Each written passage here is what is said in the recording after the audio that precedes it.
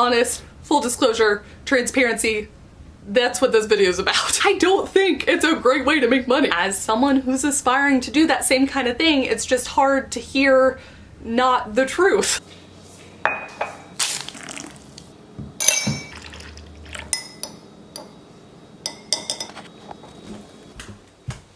Oh. Hey guys, I'm Kate. Welcome back to my channel. Today I have made myself some tea. I had not originally planned to spill any, but you know, this might not be the only time I spill a tea in this video, both for the video and on myself. So I'm off to a good start. So today's gonna be like a little bit longer of a chatty video because I wanted to talk about making money as a writer. And this video is going to be kind of in like 3 separate parts, but all unified around money with a focus on transparency. I'm gonna be talking book sales, side hustles, mostly YouTube, and showing you my own numbers and patronage. And now the reason I wanted to make this video is because knowledge is power. I've learned some new things recently that like kind of blew my mind, and I feel like I'm a pretty informed person, and yet. So I want to talk about those things, and I also just want to share some of my personal experience. So first up, I don't have any books out. I'm not published yet. I want to be, but I'm not yet. So it makes sense why I didn't know exactly how selling a book works. Now, I listen to a lot of podcasts, I watch a lot of YouTube videos, but as a stats driven girl, when I can't play around with the numbers, I think there's some element of not fully getting it. You know what I mean? Well, thankfully, Becca visited recently and she helped me by showing me her own personal numbers of the books that she's sold on Amazon. So Amazon always has this like number blank in the Amazon bestseller list where it's basically listing all of the books that are sold on Amazon and assigning a rank to the book based off of how well it sells. Thus Amazon bestseller rank. So close to spelling this again. Now I want to mention it and then throw it away, but it's a common hack for people to put their book up on Amazon and use very specific subgenres so that they are the #1 in that subgenre for like any given week, and then that way they can say they're a #1 Amazon bestselling author. Like I'm not going to talk about that. I just want that to be tangential to this part of the conversation because it is a marketing tactic. I don't necessarily find it deceptive, but there you go. The part I want to talk about again is that number blank, whatever it is, in the Amazon bestseller list, because I think it's cool that it has that, but it doesn't tell me anything about it. I don't know how many books are put up on Amazon. I don't know as a reader, as a consumer, how many books that means that it has sold. Like if you're number 500,000 in the Amazon bestseller rank, like is that, how many books is that? A month? A year? I don't know. And not only do I not know, but as a reader, frankly, I don't care. If the book looks good, I want it. You know? But as a writer who's an aspiring author and an indie author for part of that, I do want to know. I want to know what I can expect. How many copies of my book can I expect to sell? Can I look up comparables? Can I look up other books in my genre? I want to know what readership is there. You know, from a business side of things, I'm curious about this sort of stuff. And again, knowledge is power, which is cool and all, except that I didn't have that knowledge and I wanted that knowledge. And not only did I not have it, I was going off of what some other people were saying in podcasts and like what they had sold, and I appreciated a lot of these resources, except that I felt there was a lack of transparency and a very like fake it till you make it attitude, which is just not helpful. On the least egregious side of things, it's just not helpful. Like Becca told me about Mark Dawson, and she said that what he does is that he'll like have a video and he'll make sure he refreshes the page so that you can see his sales rate. No, he's not lying. Like transparency is important, and Mark Dawson recognizes that it's so important and that people are lying about it. He's not a liar, he doesn't want to be accused of lying, and he wants people to have the information. That's the kind of transparency I'm talking about. That's the kind of transparency I wanted. But all of the resources I had, I felt like I wasn't really getting that. I felt like they were almost giving me an illusion of something rather than what something really was. And as someone who's aspiring to do that same kind of thing, it's just hard to hear not the truth, I guess. Does any of that make sense? So Becca showed me where her books rank on Amazon, and then she showed me how many sales, how many downloads she gets for those books. And I'm hoping that Becca's gonna make a video on this herself. So whenever she does, you know, I'll link it down below. That was so helpful to me because, again, it feels like this is some kind of guarded secret that no one's talking about, which doesn't make sense, but anyways, I'm a numbers driven, finance background kind of girl. I want to know. I mean, that was just like a light bulb for me when she showed me that. And mostly because it showed a realistic side of what being a published indie author is. Now, can you sell outside of Amazon? Yes. But is Amazon big for both indie and traditionally published authors? Yes. Now, traditionally published authors aren't paid based off of Amazon sales the same way that like indie authors are, obviously, but like better sales is always good. And now, obviously, traditionally published authors typically have the advantage of being in more bookstores and their books being bought that way. So the resource that I'm about to give you, I'll link it down below, I'll flash it on the screen, isn't necessarily going to tell you that sort of information. So it paints less of a picture for published authors than it tends to indie authors. And I'm sure there's some dynamic if you're not in the US that this would be different, but it's a great resource. It is in line with what Becca was telling me, and it just opened my eyes a lot to how many copies of books are sold, period. Is it 100% accurate? No, but it's way closer than what I feel like I was hearing from some of these resources before.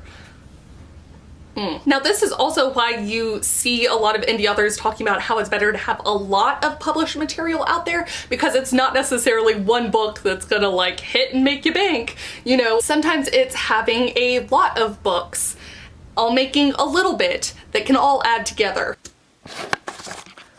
Okay, editing Kate. I'm coming back here to like better explain with the numbers what I meant by all of this, because I don't know that I did. So we're actually going to use the TCK Publishing website that I will have linked down below. Let's pretend that we want our income to be $50,000. That is definitely a livable income, can possibly depend where you are living. So like if you are in San Francisco, 50,000 is really not gonna cut it. But 50,000, most other places in the US is fine to live off of. So if your book is priced at $3, let's say you're selling exclusively ebook, it's going to be priced at $3 or $2.99. You're gonna make about $2.50 off of that from like the Amazon hosting fees and that sort of thing. So $2.50. So if you want to take $50,000, divide that by $2.50, you need to sell 20,000 books in a year in order to get that. And my point is that if you divide that monthly,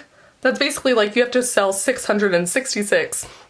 What a great example I chose. You have to sell 666 books a month. So you have to be about the 6,000 bestseller rank in all of Amazon to be selling that many books per month. Now, that's if you're only making your 666 sales off of one book. So obviously you have a better chance of selling that many books in a month if you have more books out. So that's kind of the point I'm making. The other point I'm making is that that is so many books, you know? So you can look up some of your favorite authors and see how they're selling. I did make the point earlier about how traditionally published authors tend to sell more outside of Amazon, potentially. I don't know what the ratio is, but like tons of people still go into the bookstore and pick up a book there. So this is not as fully accurate as them, but if you want to get a good idea, so like let's do 6 of Crows. We're gonna go to Amazon.com in the Kindle store. And now we're gonna see its bestseller rank. Here we go. Okay. 5,173. That's pretty dang close. And now few books are quite the phenomenon as 6 of Crows. Does that make sense? And now selling that many books is basically just your, you know, your revenue. It's not even like your net profits or anything, because of course you have to take into account, if you self-publish, that you probably spent money on the editor and the cover designer, and eventually that starts to all add up the more books you have. So there's some it's a business. It's a business. That's what I'm saying. I hope that better illustrates it. Selling books is really hard. Selling a lot of books in order to make a livable income is really hard. So that's why people are trying to get a lot of books to have under their arsenal in order to come closer to selling this many ebooks in a month. Okay, back to the video. And it also explains why some indie authors have such an insane release schedule. I just wish that I had known about I wish I'd known this information sooner, I guess is what I'm saying, so that I could paint out a realistic look at things, you know? But again, knowledge is power. I now understand this and have an even greater appreciation for how hard it is to sell a book, indie, traditional, or otherwise. And of course that is the dream, is to be able to just sell your books, to just be a full-time author, to have our books support us completely. But this brings me to kind of the second portion of this topic, which is like side hustles. Ways that you can make money that aren't writing, but like sort of tangential to writing in the hopes that it helps your writing career. Like, yeah. And now the one that I want to key in on, because I have experience with it that I can share and give you stats on, is that sometimes people talk about YouTube as one of these side hustle things, and I've had people on live streams pop in and ask like, should I join authortube to help me sell books or make money or whatever? And in the spirit of full disclosure, which I hope is like a recurring theme in this video, I don't think it's a great way to make money. And I'm saying that as someone who now at this point right now makes money off of her authortube videos. I'm gonna delve deep and lay all of this out for you, but I do want to say up front that I think the benefits of making writing content, of being a part of authortube, of having videos that you can look back on and see your own writing journey and process is invaluable. And just money notwithstanding, I encourage everyone who has an interest in writing, who's watched videos like this, to do it. It's great. Now let's chat about that money though. Because nowhere in my... Oh, did I do it again? Because nowhere in my spiel of you should make authortube videos was I like, you should do it for the money, cause I'm just rolling in it from YouTube now. No. It is true that like books, once you've made the product, after, when in books case, after years of effort, and in videos cases, hours, days, weeks sometimes, like once you make that product, it will continue to make you money, this kind of passive income. But there is a lot of upfront work you gotta do with no guarantee of that ever turning into income. Now, you also don't know that you won't be like the next big hit and might be a huge success if you don't try. But I'm just, okay, realistic, honest, full disclosure, transparency, that's what this video is about. I can think of only a handful of authortubers that from their YouTube money, maybe not sponsored money, but from their YouTube money, that I could consider the amount they make a legitimate side hustle. And right now, I would not classify myself in that category. Oh, hey look, me again, editing me. I had time to put my hair into a ponytail. Okay. Let's chat about what legitimate side hustle means. Again, if you're making $50,000, if that's the goal, to be able to support yourself with writing being more the day job, how much does a side hustle need to make up of that $50,000? Now, I'm gonna actually delve more deeply, and I'll show you all sorts of stats about how much I've been paid from YouTube and like the back end and how many views that kind of correlates with. But so far, I've only gotten 2 paychecks from YouTube, and they were both just a little bit over $100. Now, $100 a month is nothing to sneeze at. That's awesome. That can pay for like multiple grocery visits. Like, this is not a complaint. It's just debating whether it can be classified as a legitimate side hustle for the amount of time spent on the videos. Isn't worth it as a side hustle. You know, like my time would be better spent if my goal is the 50,000 to just continue writing and do what a lot of these indie authors are doing and just trying to get out as much as possible. That's how it would be better spent than getting $100 a month, which doesn't even add up to like 10% of the goal. Like that side hustle is only what? What's 1,200 out of 50,000? That's 2.4%. I would not consider 2.4% of anything to be like a legitimate help, especially not income-wise. Does that make sense? So that's what I'm saying when I mean legitimate side hustle. I'm gonna get more into how that might be changing a little bit for me, but like realistically, you know what? I'll let past me show you the numbers, okay? So let's go ahead and look at my own stats in the spirit of full disclosure. More information, y'all. I'm giving it to you. Knowledge is power. I'm gonna say that like 20 times in this video. Okay. So first off, if you're really curious what anyone on YouTube is making, you should definitely check out the site Social Blade. I really move my hands too much for this. Why did I think this was a good idea? You should check out the site socialblade.com. It gives you a range that kind of covers a pretty wide spectrum, but at least then you kind of nail down what someone might be making on YouTube. This is true of like all YouTubers. When I look at my own Social Blade, I fall within a certain percentage that's toward the higher end of the range they give me. I'll tell you what higher end it is. And now not even everyone within authortube will be making that same range or that same percentage of the Social Blade range, but more data. Now let's look at my own content. So for context, my first video was made December 10th, 2016, though it was technically booktube, and I don't consider myself to have regularly made content. Like, I skipped months at a time sometimes. I don't think I made regular content until July of 2017. And I didn't cross the threshold for being a YouTube partner until October 31st, 2018. So like half a year ago. And then I wasn't even approved after I had like met the threshold until mid-December. And also in my first month that I was a YouTube partner, I didn't even make enough money for them to send me a check. There is a $100 threshold that you have to meet before they send you a paycheck. So like if you made $40 month one, you would not get a paycheck. But if you made $60 month two, your combined is $100. So then they'd send you a paycheck at the end of month two.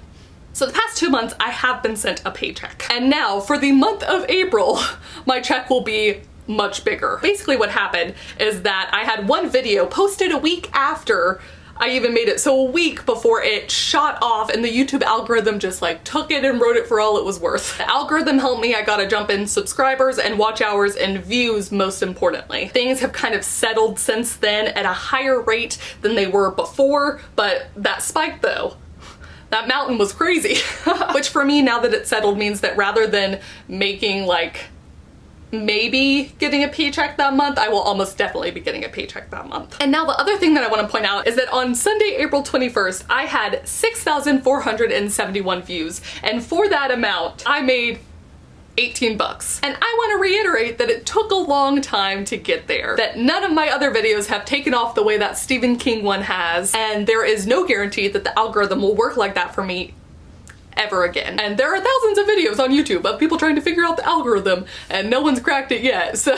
And now the thing I also want to point out about this YouTube side hustle thing is that I have so many of my favorite authortubers and booktubers that have not been able to like beat that YouTube threshold for becoming a partner. These are people that are putting out amazing content that's very informative and highly entertaining, and it's just not happening for whatever reason, or it's taking longer to happen for whatever reason. And of course there are people that took shorter time than me for that to happen, but like,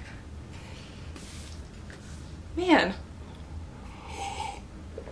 that's the point that I'm trying to make. And I'm not saying that I'm sort of some fluke of the system and that I got lucky, because when I did have that Stephen King video, I also had a whole bunch of backlog of content for people to watch and enjoy and decide they wanted to subscribe to. And I hope I make quality content, but my point of this is that a lot of people make quality content and aren't getting paid, and also may never get paid. And I think we all know within the authortube community who is making like a lot of money, and it's a small number of people because we're a small community, and it's, you know.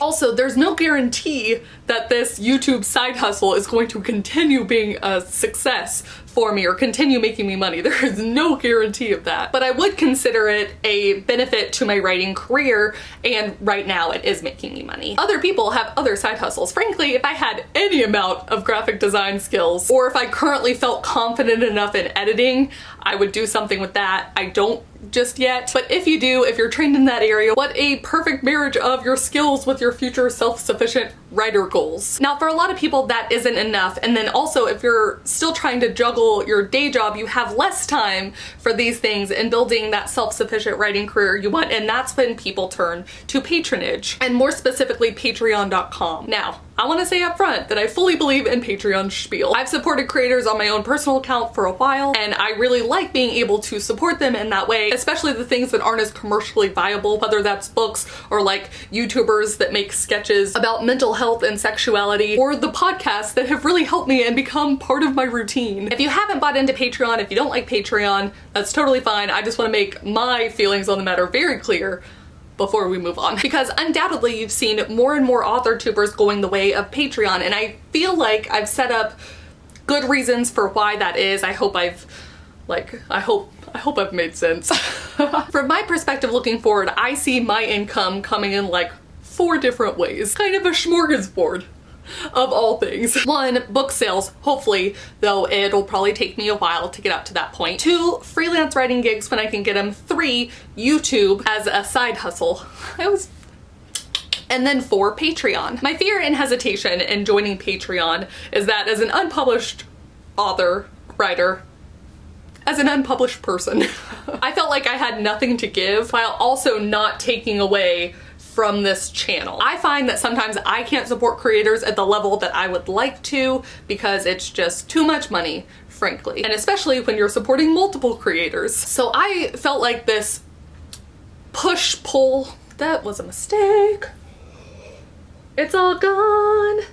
It's all gone. So I felt like I had this push-pull on if I should join and what I could give in exchange for people helping and supporting me. And so here's my plan for the foreseeable future. This may change when I actually have books out, but like also it might not, because I have some personal reasons to stand behind these beliefs, and the number 1 belief is that there's only 1 tier. I only want 1 tier of my Patreon at $1 or more a month. And for that tier, I will provide 3 sort of things. 1, a monthly Patreon only live writing stream, like what I already do on my channel and will continue to do on my channel, but one that's just for patrons, because I absolutely know I can handle 1 a month and I think that would be a lot of fun. 2, a shout out to you verbally in one of my videos the next month after you become a patron. And 3, the chance to vote on one of the writing experiments that I will do on this channel. I'll still take suggestions from the comments videos, I'll still do other writing experiment videos, I'll still do just the writing experiment videos that I want. Y'all know I love writing experiments. But 1 video a month I will go ahead and put up to a vote for the patrons to decide on. They will all be things that I already want to do, and I feel like that's the best way to do it. And my hope is that that's providing something while not taking away anything from this experience if you either don't believe in Patreon or patronage, or if you just can't afford it. Like, I don't want this to be I don't want it to be exclusionary, you know what I mean? Okay, last time I'm popping in, I promise. There's not much of the video left. While I was talking about like legitimate side hustles before, my hopes with Patreon are more that they will just cover like cost of camera equipment and any kind of future endeavors, whether that is when I start publishing myself and need to pay for the covers of things like Project Blue or Project Death or whatever else. And also if I wanted to move into like podcasting, it could help pay for hosting. Like, it's not the same as a side hustle. It would just be helping to support some of the time that I spend to make videos. And my biggest fear with it was that I didn't want anyone to feel obligated to support me in that way. Like, watching the videos is enough, and I have a lot of fun with this relationship dynamic, but I figured that this is one of those things where it's like, it can't hurt, and I think it would be beneficial to ask, and yeah. So anyways, I appreciate all support in all ways, whether that is watching or it's over on Patreon or like messaging me on Instagram. Okay, right back to the video. Finally. Last time, I promise. Now, I've talked a lot about money in this video. It's a long video, I'm so sorry. And I've said multiple times over that I'm a stats girl. I've also said multiple times over that knowledge is power. So I guess that's the theme of the video. But I do think it's something, I think it's so important for writers to not only focus on, but also to talk openly and honestly about. There has to be some sort of creative brain and also a business brain, and oftentimes they need to be separate, but they both still need to be there. And I promise that as I grow in my experience and knowledge, I will share that as transparently as possible, especially as I'm looking forward to publishing next year. So I think that's it. My tea is gone. Only like a 20th of it fell on me probably. So please do comment down below. Let me know if you have any questions on book sales or side hustles, specifically YouTube, because I feel like I can answer those, and also patronage in general. I'd be happy to answer them. Thank you guys so much for watching, and I will see you all very soon with a new video. Bye! Yay! It fell! I was trying to take my video and it fell! Oh no, it totally fell! This is a disaster. I'll still take suggestions. I'll still take to put their book